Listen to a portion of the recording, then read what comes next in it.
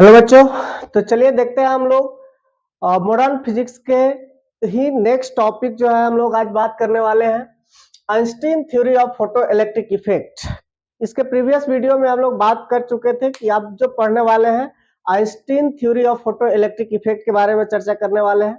देखिए Einstein theory of photo electric effect बहुत ही important है और ये आपके जो है बोर्ड के लिए भी बहुत इंपॉर्टेंट है। ठीक है, 2026 बोर्ड में जो है ये 5 नंबर में ये क्वेश्चन आपको पूछा जा सकता है। ठीक है, ये मॉडर्न फिजिक्स का ये भी टॉपिक बहुत इंपॉर्टेंट है ये। ठीक है, शुरू से ही बता रहे हैं क्योंकि इसी चीज के लिए जो है हम लोग पढ़ रहे थे और आइंस्टीन के इस थ्योरी की वजह से इनको नोबेल प्राइज भी मिला था। तो इन्होंने क्या बताया था या कैसे जो है इस थ्योरी को एक्सप्लेन किए थे उसको हम लोग समझते हैं। सबसे पहले जो है आइंस्टीन जो है इस थ्योरी को एक्सप्लेन करने के लिए पार्टिकल नेचर का जो है या ये कहे कि मैक्स प्लैंक क्वांटम थ्योरम जो आप लोगों को वेव ऑप्टिक्स में पढ़ाए हैं उसका यूज किए थे। मैक्स प्लैंक के द्वारा जो है देखिए Planck's quantum theory of light 4-5 theory जो है आपको वेव थ्योरी में पढ़ाया गया है। उसमें से आपका मैक्स प्लैंक का भी एक थ्योरी था। ये थ्योरी क्या कहता है कि लाइट जो होता है ना, लाइट का स्मॉलेस्ट पार्टिकल्स जो होते हैं वो पैकेट ऑफ एनर्जी के रूप में होते हैं जिसको हम लोग फोटोन कहते हैं। क्या कहते हैं? फोटोन कहते हैं। ठीक है, पैकेट ऑफ एनर्जी कहने का मतलब जो लाइट का एक स्मॉलेस्ट पार्टिकल्स होगा, स्मॉलेस्ट जो कण होगा, छोटा जो कण होगा उसके पास जो है एनर्जी होता है उसी को पॉकेट ऑफ एनर्जी या पैकेट ऑफ एनर्जी कहा जाता है जिसका नाम फोटोन रखा गया। तो ये जो है फोटोन नेचर, फोटोन का मतलब एक पार्टिकल्स ही होगा। ठीक है, पार्टिकल्स नेचर को लेकर के जो है आइंस्टीन स्टडी किए थे। तो उन्होंने ये देखा कि जो आपका ये इंसिडेंट रेडिएशन आती है, ये आपतित विकिरण जो है मेटल के सरफेस पे पड़ती है, तो इस प्रत्येक फोटोन के पास एनर्जी किसके बराबर होता है? एच न्यू के बराबर होता है। ये न्यू जो है प्रत्येक फोटोन का अलग अलग होता है, ये पहले हम लोग बात कर चुके हैं क्योंकि न्यू से जो है बहुत इफेक्ट पड़ रहा था। तो न्यू जो है अलग अलग होता है। तो ये इंसिडेंट रेडिएशन जो है आपके मेटल के सरफेस पे आते हैं, तो जब इस पे पड़ते हैं तो इसके इलेक्ट्रॉन अपने मेटल के वर्क फंक्शन के जितना एनर्जी क्या करता है?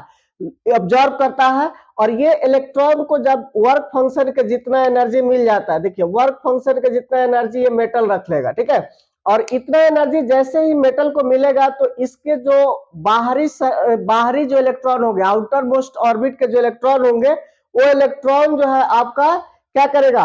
मेटल के सरफेस को छोड़ देगा। ठीक है, अब मेटल के सरफेस को छोड़ेगा तो ये नहीं कि हाँ ये जो है एनर्जी जो आ रहा है ये केवल इसी में यूटिलाइज हो गया, बाकी जो एनर्जी बचता है इस इजेक्टेड इलेक्ट्रॉन को, जो निकला हुआ है इलेक्ट्रॉन, उसके काइनेटिक एनर्जी को बढ़ाने में काम आता है। क्योंकि आपको पता है कि एनर्जी कंजर्व्ड रहता है। ठीक है, एक फॉर्म से दूसरे फॉर्म में क्या होता है? कन्वर्ट होता है। तो इसकी जो कुछ एनर्जी होती है वो आपका मेटल के वर्क फंक्शन में लॉस हो जाती है, और जो बचते जो है एनर्जी जो बचते हैं वो एनर्जी इलेक्ट्रॉन के, ये जो इलेक्ट्रॉन निकलता है उसके काइनेटिक एनर्जी को बढ़ाने में क्या होता है?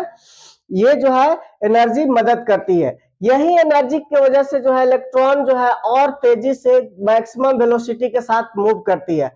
तो यही आपका फोटो इलेक्ट्रिक इफेक्ट कहलाता है। सिंपल भाषा में समझे तो एक जो है आपका लाइट मेटल के सरफेस पे आती है, मेटल जो है ये लाइट के पास एनर्जी होता है एच न्यू के बराबर, जिसको हम लोग फोटोन भी कहते हैं। इसके एक छोटे से कण को क्या कहेंगे? फोटोन कहेंगे। तो जितना भी फोटोन आएगा सब इलेक्ट्रॉन से जो है आपका इंटरेक्शन करेगा। इस लाइट के पास जितना भी फोटोन आएगा प्रत्येक फोटोन जो है इलेक्ट्रॉन से एनर्जी का ट्रांसफर करेगा। ठीक है, और एनर्जी ट्रांसफर करेगा तो इसको वर्क फंक्शन के जितना जैसे ही एनर्जी मिलेगा ये इलेक्ट्रॉन जो है आपके मेटल के सरफेस को क्या कर देगा? छोड़ देगा। और जब छोड़ेगा तो इसकी काइनेटिक एनर्जी भी यही इंसिडेंट रेडिएशन जो बच जाएगा एनर्जी वही बढ़ाएगा इसको। ठीक है, तो इस इफेक्ट को हम लोग जो है एक इसका स्टेटमेंट जो है वो दे दिए हैं, लिख दिया है यहाँ पे। इसका हिंदी वाला भी पोर्शन आप लोगों को अभी इस नेक्स्ट क्लिप में आप लोगों को देने वाले हैं।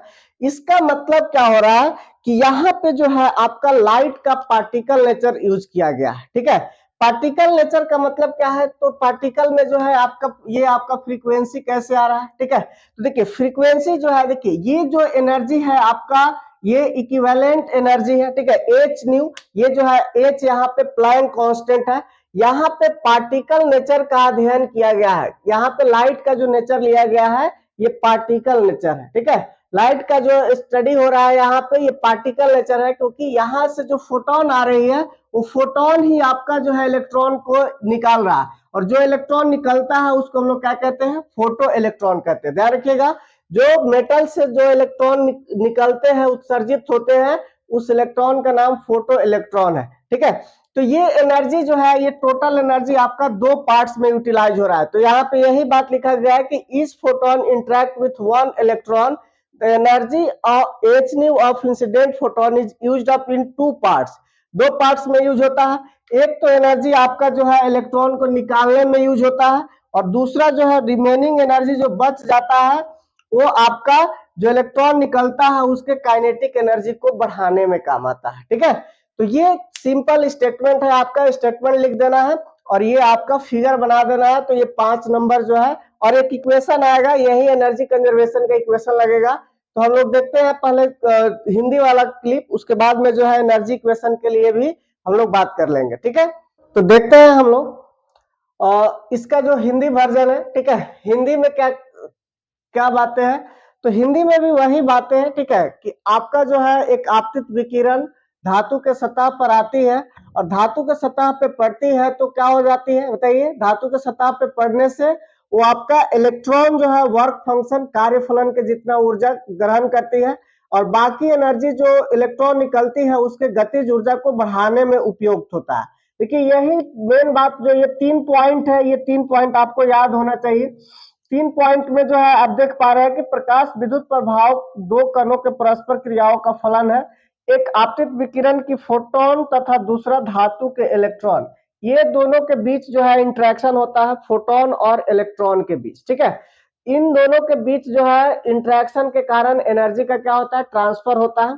और एनर्जी जब ट्रांसफर होता है तो क्या होता है, देखिए धातु के सतह से मुक्त इलेक्ट्रॉन प्रत्यास्थ बल के साथ बंधे होते हैं, तथा इसके कार्य फलन के बराबर ऊर्जा मिलने पर धातु के सतह को छोड़ देता है। ये जो है इलेक्ट्रॉन आपका जो है रिस्टेरिंग फोर्स या इसको प्रत्यास्थ बल से जुड़ा हुआ होता है।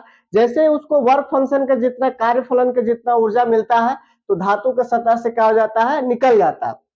और इन इलेक्ट्रॉन, प्रत्येक फोटोन जो है प्रत्येक इलेक्ट्रॉन से परस्पर क्रिया करता है, और आपतित विकिरण की ऊर्जा को दो भागों में क्या किया जाता है, उपयोग किया जाता है। एक क्या होता है कि धातु के सतह से इलेक्ट्रॉन को उत्सर्जित करने में, और दूसरा उसी उत्सर्जित इलेक्ट्रॉन के गतिज ऊर्जा बढ़ाने के लिए। ठीक है, गतिज ऊर्जा बढ़ाने के लिए जो है हम लोग यूज करते हैं। अब देखिए इसका जो है एनर्जी इक्वेशन हम लोग यहाँ पे अप्लाई करें, जैसे कि आप यहाँ पे देख रहे थे कि ये मेटल का सरफेस है, मेटल जो है धातु है, तो धातु के सतह पे क्या होता है, धातु के सतह पे हम लोग का इंसिडेंट रेडिएशन आता है, इसके पास जो एनर्जी होता है वो एच न्यू एनर्जी होता है। ठीक है, और ये जो है इलेक्ट्रॉन को मिलता है वर्क फंक्शन के जितना एनर्जी। ठीक है, और ये इलेक्ट्रॉन को जब वर्क फंक्शन के जितना एनर्जी मिलता है तो क्या होता है, ये आपका इलेक्ट्रॉन निकल जाता है, तो ये इजेक्टेड इलेक्ट्रॉन होता है।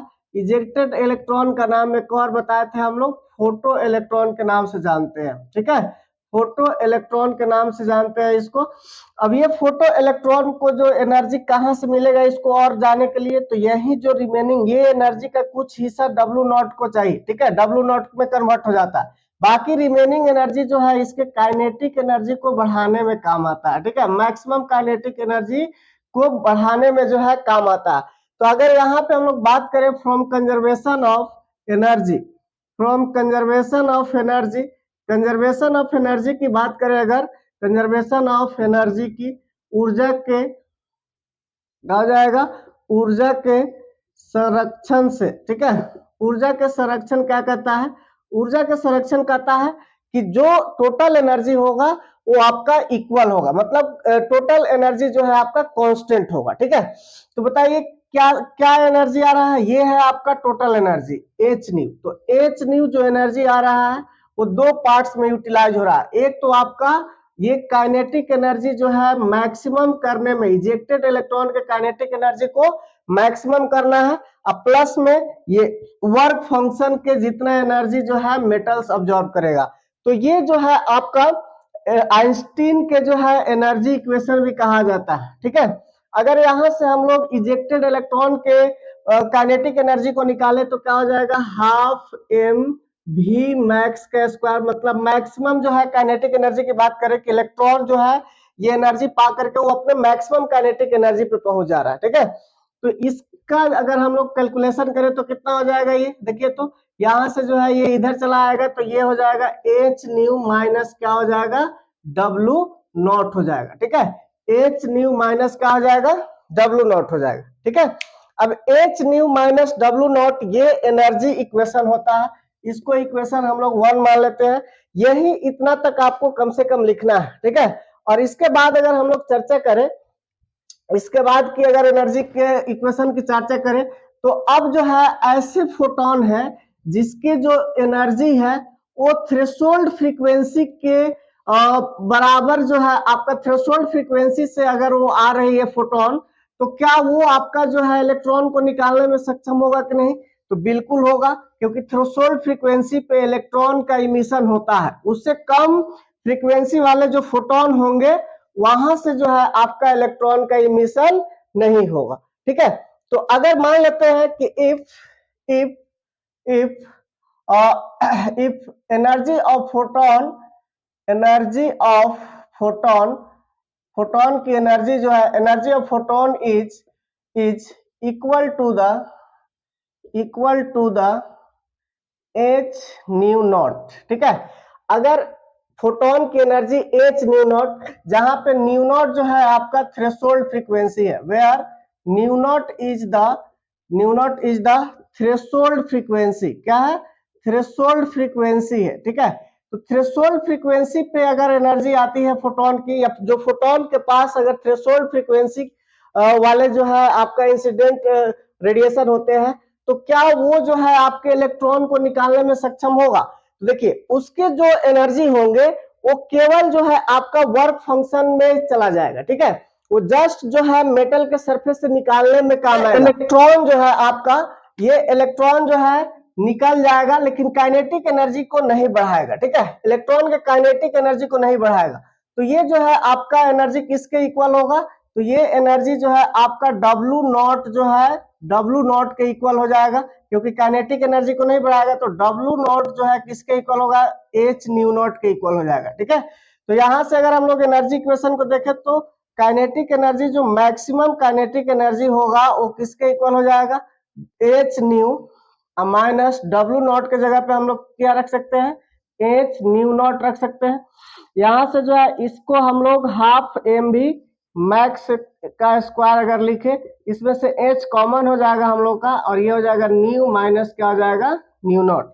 यही आपका आइंस्टीन का एनर्जी इक्वेशन है। इसको इक्वेशन 2 मान लेते हैं। तो दो इक्वेशन जो है आपका आता है यहाँ से, या एक तो जो है ऐसे जो है एनर्जी वाले फोटोन आते हैं जिसकी फ्रीक्वेंसी जो है थ्रेशोल्ड फ्रीक्वेंसी से ज्यादा ही हो हमेशा, ठीक है।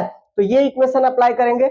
अगर ऐसा इंसिडेंट वाले मतलब ऐसे फ्रीक्वेंसी वाले इंसिडेंट रेडिएशन है जिसका फ्रीक्वेंसी जो है थ्रेशोल्ड फ्रीक्वेंसी के बराबर हो, तो उस समय जो हम लोग एनर्जी का इक्वेशन यूज करेंगे ये वाला करेंगे, ठीक है।